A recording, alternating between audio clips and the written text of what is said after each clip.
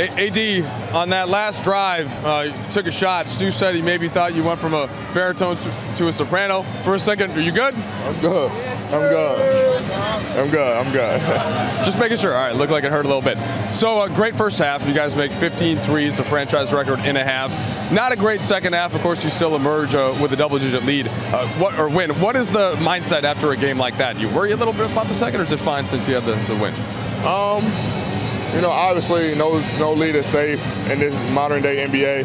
Three-point line, this team offensive rebounds. You know, Beas, CJ, Trey Murphy. You know, they got guys, Josh Richardson, guys who can make the three. But for us, is come out and try not let go of the rope. You know, even though in the third quarter came out with a turnover, but they were able to get stops and get the lead, I think, up to 40, and stay in that area. You know, they beat us in that third quarter by 12. You know, with 35 points, I think we had 23. But we wanted to come out and finish. It's a game that we must win for two reasons, just because we want to get back on the winning side of things, but also the tiebreaker. You know, we on the tiebreaker against New Orleans now, so just trying to stay alive. You know, doing our part, we came out with a mindset of having this as a must-win game.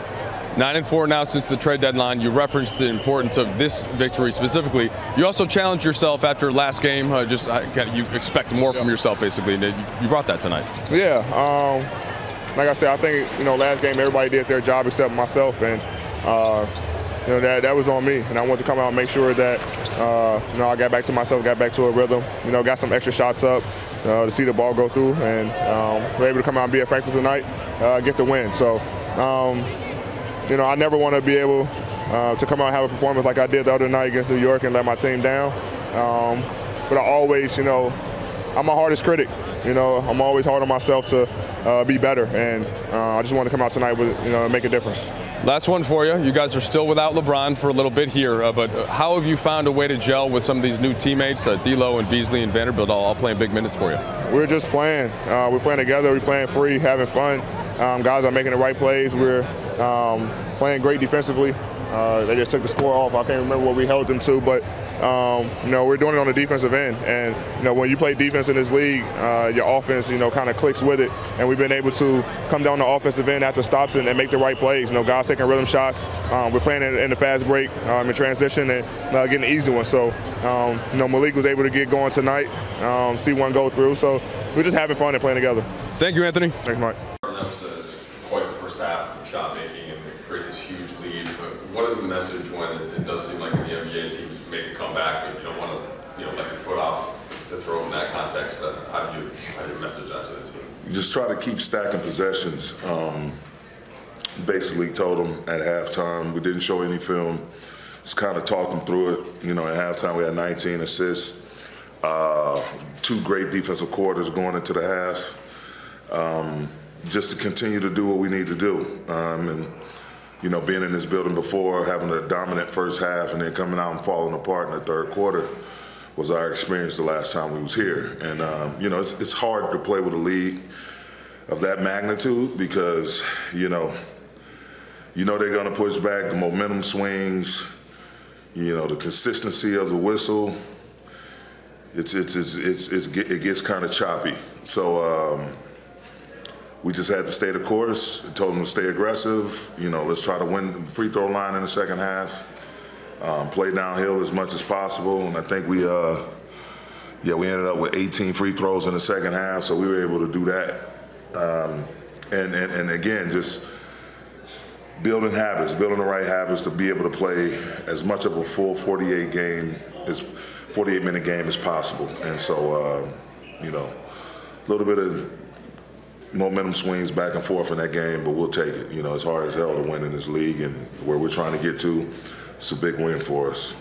Now that we're past the game, what's the plan for AD tomorrow?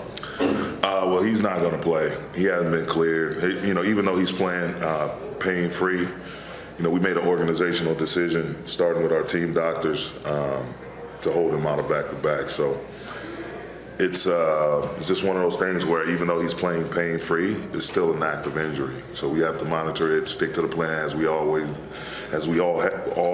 have done, and just go out there with our other guys and try to get a W and finish the trip the right way. I recognize that the plan was in place before this game even began, but when you're up 35 and a half,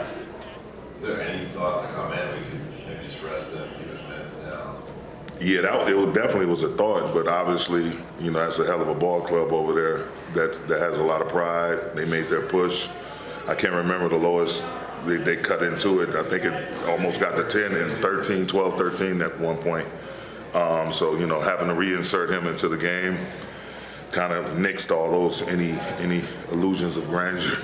So, but again, that was the plan, you know, that was put in place way before he came back into the lineup. And just one more on AD, we spoke to you about pregame and taking accountability for the Knicks loss. I think he scored his first 6 points for you guys. Yeah. Was making plays on both ends. How much do you think his initial thrust led to the snowball effect of how well you guys played as a team in the first half? Oh, it was huge, man. You know, I told him, go out there and make it happen, set the tone. And him being with Bron out, him being the ultimate tone setter, even when Bron is in uniform and in the lineup, like, he has to know that he has to be the one to spearhead and get us started moving in the right directions on both sides of the ball. Once tip-off occurs, you know, he's got to know that he has to be applying pressure on both sides of the ball to the opposing team, night in and night out. Kind of follow that. AD did take the lane. You said he would play better. Beasley did shoot the ball the last 3 games. What do you think about the play of both of those guys tonight? Again, that's why they are who they are. You know, everything's not going to be, you know, smell like roses all the time. And you just have to take the good with the bad and continue to work. Continue to take the same shots, you know, not get gunshot, not get too down and beat yourself up too much. Beautiful thing about our league that if you don't have such a good performance on a previous night, you have another chance to make up for it the following night. And that's what we witnessed out there tonight. And again, they're 2 elite professionals, and they show why they are who they are. You know, NBA teams do tend to come back sometimes in leads like that, but did you feel like that play, you got a deflection transition, you know, draw the foul, get to the free throw line, did you feel the import of that play just to calm things down? Yeah, I mean, there was a lot of plays that kind of stopped the bleeding. They were doing a good job of just, you know, trying to keep the pace up in the game. So for us to continue to weather the storm, offensively was a little rugged, but we ended up getting stops and continuing to get stops. So it allowed us to, you know, continue to hold on to the lead. You had carried a big scoring load the previous couple games. AD came out with the first 8 points and, you know, really had his foot on the gas. So what are you learning about playing with him? Beasley as well. Those dudes both just right out the gate. But to answer your question, AD is a monster. He continues to dominate the games, you know, from defensively or offensively. Tonight he did a little bit of both, so he continues to help our team. And then our supporting cast was amazing as well, and I think that's what got us over the hump. What's the mindset for you personally going into tomorrow without AD? I'm gonna wait till tomorrow, honestly, to adjust that. I mean, obviously, it's gonna be a lot of guys having to step up and try to get easy buckets collectively on defense, do it as a unit, things like that to make up for his absence. But as far as for me, I try to play the right way, no matter who you're playing against. If I have opens and I feel like I can be super aggressive, you'll see me being aggressive. But if it's not my night, I'll continue to try to make the right play and things like that. And Houston's a dangerous team. They just beat Boston. You know, they're enjoying the buzz. A lot of teams that didn't win all season trying to make up for it at the end of the year like this. And you come in there with the wrong mentality, they'll take advantage of it. So just trying to have the right business approach going into the game is one thing I can control. And then we'll see what the opportunities present when the game starts. Tilo, you've played with Malik a lot of years. What gets him going in the zone he was in the first half tonight? I think with Beas, his main thing is just being free. You know, when he's free, when he's happy, go lucky, and just vibrant. You know, through the locker room, you hear his voice. You know, you hear his energy. I think that's what allows him to just come out and just be free as a shooter. You know, there's players in the league that you can't overcoach, you can't overdo it with. You got to kind of let them be him. And I think he's one of those guys in the category. You just got to kind of let him be him, and sooner or later he can perform like that. So I think just challenging him, just trying to stay on him a little bit. So you called your shot. You basically told us this morning that this was going to be right around the corner for you. Yeah. Can you just take us inside your mentality? I think you had something 5 out of your first 6 threes or whatever, and it seemed like as soon as it got in your hands, you were putting it up. I felt confident tonight. I just told myself to keep doing what I'm doing, don't change anything up, and don't worry about the pressure of making shots, and just do it. And tonight I did that, and felt good to get back in rhythm, but especially get the win. Obviously, you've been teammates with D'Lo before. When you both are going, do you feel like there's sort of a mutual, hey, we're building each other up, we're keeping each other hot, and what do you think that does for the offense of this team? Yeah, me and him been playing for a while now, so I know his game. I know when he's going to pass it to me. I know when it's his turn to get busy.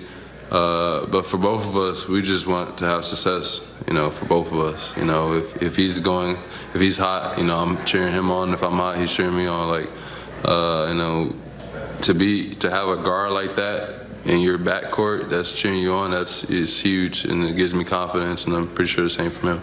You guys had 15 threes in the first half. Can you sense during that moment that you guys are stroking the ball that well? At one point, I was like, damn, we hot, especially after Rui hit the second one. I think Vando shot one in the first half, too, and it looked good. And AD hit a 3. He don't usually shoot 3s, so that was huge for us to just see the ball go in. And then Troy missed his first one, and he was like, I want to get in this action, and then he hit the second one. So, as a group, threes aren't our only option, but when we're knocking that down, and I feel like I'm the X factor of the team. Like last game, I feel like if I would have made 2 or 3 more threes, we would have won that game. And I'm not saying I got to make threes all the time, but I got to make an impact on the game, whether that's defense, offense, or anything else. What's the group mentality going into tomorrow without Anthony? Same mentality. Teams like that, it's necessarily hard to get up for those games against people who, are on the bottom half of the standings. But we know that this game doesn't matter unless we win tomorrow. And I think that's the message going in. And we can't let up on no matter what it is. Can't get bored with success. Considering the opponent, where you are in the standings, losing that game to the Knicks on Sunday, but where did you see that first half really start to push in the right direction as it seemed like everything was going in? Honestly, I feel like for me, I was a little zoned out. I was just so happy we were playing good basketball. I didn't even realize they hadn't scored yet. So when we went into that timeout and it was 0-14 and guys were still, cheering each other on and telling us to stay hungry, AD was still pushing us to play better and stuff like that. That was definitely good for us. Yeah, so you had a rare off night last game. The shots weren't falling. You're probably a little bit. It happens, right, to everybody. Was it important for you individually, or do you try not to think about that as much in the team context? I definitely come into the game with a little bit of pride for sure, just because it's I feel like I owe that to my teammates. When I'm having off nights or stuff like that, it's just for me, I feel like in my head I'm kind of damn, if I would have made that shot, that would have helped us, But at the end of the day, the game waits for nobody, and we got another one coming up. Big game we need to win, tiebreaker. So I'm definitely glad we got the win today. You feel like shooting is contagious when your teammates start hitting them, and does it maybe remove a little bit of the pressure, or does it just kind of the flow of basketball momentum? Do you believe in that? I definitely think there's a good momentum going on, especially today. Everybody was shooting it, but I definitely think your shot is more what you work on, and just to get in that consistency. So. Second half, we know New Orleans was going to make a push probably at some point. You guys obviously could have played a lot better than you did, but what is that balance there of knowing you're up big, still trying to push, and then just knowing how the NBA works? It's hard, man. Everybody in the NBA is good, and when you're playing with that lead, you're trying not to be too cautious, but at the same time, you still got to kind of play with that edge and still play with that fire you did in the first half. So it's definitely a hard balance, but, I felt like we fought through it, and we tried to fight through the adversity as much as we could, and I'm glad we came out with the win. So. Last one for you. So back-to-back tomorrow night at Houston. We know AD's not going to play. They want to make sure they're being smart about his foot. What does it take for you guys to step up as a collective without him? big thing for us, obviously, offensive rebounding. We got to make sure that we're boxing out, making sure they're not getting offensive rebounds. And then they getting out in transition very well. So if we can get stops on them and then make sure they're not pushing, I think we'll have a good chance to win. So. All right, thanks, Troy. Yes, sir. Appreciate you. Lose a game for the Knicks, drop to 11, wake up today, and you're at 9 without even playing. Yeah, it's the nature of the NBA. I mean, obviously, we dropped one to the Knicks that got hurt. I mean, we were in the game. Thought a couple things went our way late. We could have won that game, but everything's kind of bunched up from 12 to 5 or 6 or whatever. So you really just got to take it one game at a time. You can't really worry about what's going on outside of what we got to do, and we approach every game to win, and then whatever happens on the back end happens. Austin, just with how many threes were falling for you guys in the first half, do you feel like shooting is contagious? Do you kind of, of course, your really basketball life, is that something you've just seen that's how it goes sometimes? Yeah, I mean, when I feel like basketball gods is a real thing, and when you play the right way, you make the right pass, the shot goes from a 40% shot maybe to a 55% shot if make the extra swing, whatever he just said. So it's contagious to playing good basketball. Everybody passing it, everybody feeling good. If you're in the same position when you make the extra next possession, the same thing's gonna happen to you. You feel more confident in it. So that's the main thing. We just got really good looks and knocked them down. And that you also see in the NBA every night when one team has a big lead, it seems like inevitably the other team makes a push. What are the ways to try and counter that and to try to not get into the other side of that where you're kind of not playing the way that you want to play and you're just kind of trying to avoid them making a run? Yeah, I mean, it's the NBA, and with how people shoot the three now is a 20-point lead is not really anything. I think you've seen it with the Warriors game last night. The Suns cut it to, I think, probably like 8 in the third or fourth. But it's really the nature of the game now with how many threes are being shot. So you really just gotta, whatever was working for you in the first half, just continue to do that. Obviously teams make adjustments. They kind of, try to keep you from doing what was working in the first. But at the end of the day, just play good basketball. And like I said, basketball gods are real. So they'll benefit you in the long run. You obviously shouldered the loss against the Knicks and came out strong. First 6 points for the team. You guys go up 14-0 as a group. How important was it to from the very start, come for this game?